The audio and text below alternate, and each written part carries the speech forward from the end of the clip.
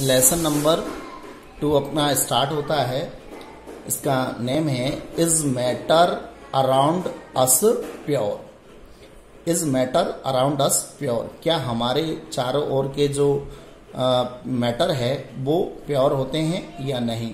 देखिए इंट्रोडक्शन में अगर मैं एक शब्द कहना चाहूं, a complete classification of matter into fundamental group was a very difficult task. एक कंप्लीट क्लासिफिकेशन, एक पूरी तरह से अगर क्लासिफिकेशन करें अपन मैटर का इनटू फंडामेंटल ग्रुप में, तो वो बहुत ही डिफिकल्ट वर्क होता है। फिर भी हमने मैटर को डिवाइड किया है types of matter.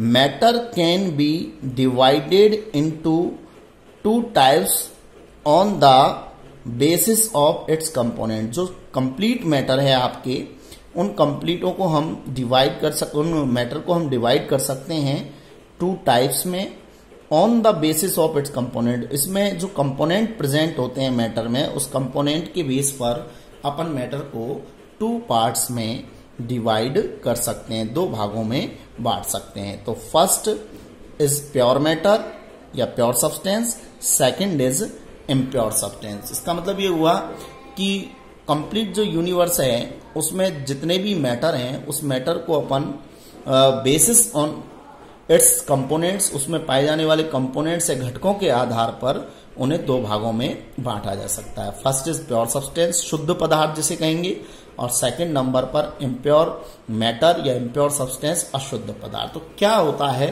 Pure matter? तो फर्स्ट डेफिनेशन अपन लेंगे प्योर मैटर की।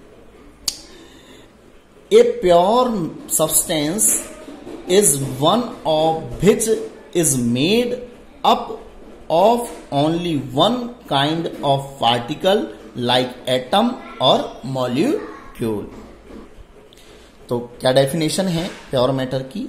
ए प्योर सब्सटेंस, एक शुद्ध पदार्थ, is one which is made up of only one kind of particle, which is made up, जो बना होता है, of only one kind of particle, एक ही प्रकार के पार्टिकल से मिलकर के बना होता है, मेडअप होता है, वो हमारा प्योर सब्सटेंस कहलाता है। जैसे लाइक एटम और मॉलिक्यूल, जो एटम और मॉलिक्यूल होते हैं वो वन काइंड पार्टिकल होते हैं, इसीलिए उन्हें प्योर सब्सटेंस कहा गया है।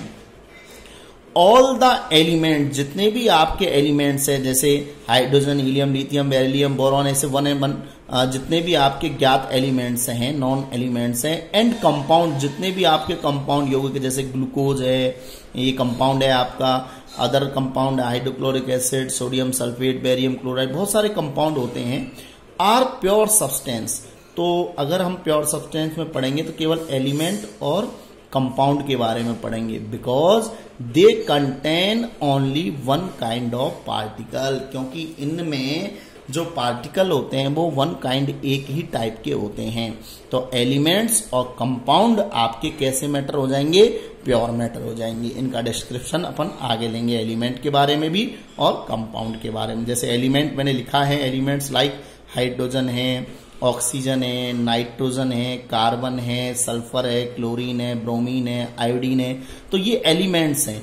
अब ये वन काइंड ऑफ एटम के बने हैं, एक ही प्रकार के एटम से मिलकर बने होते हैं, जितने भी एलिमेंट होते हैं, तो वो प्योर सब्सटेंस है। इसी तरह कंपाउंड जो होते हैं उन्हें भी आप प्योर सब्सटेंस ही मानेंगे, क्योंकि इनमें भी वन काइंड ऑफ जो है कि एटम होते हैं।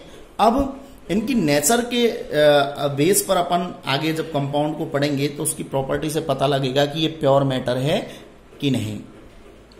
Next point, a pure substance is homogeneous through out its mass. जो प्योर सब्सटेंस होता है वो होमोजीनस का मतलब होता है एक ही प्रकार का, समांगी जिसे कह सकते हैं, थ्रू आउट इट्स मास।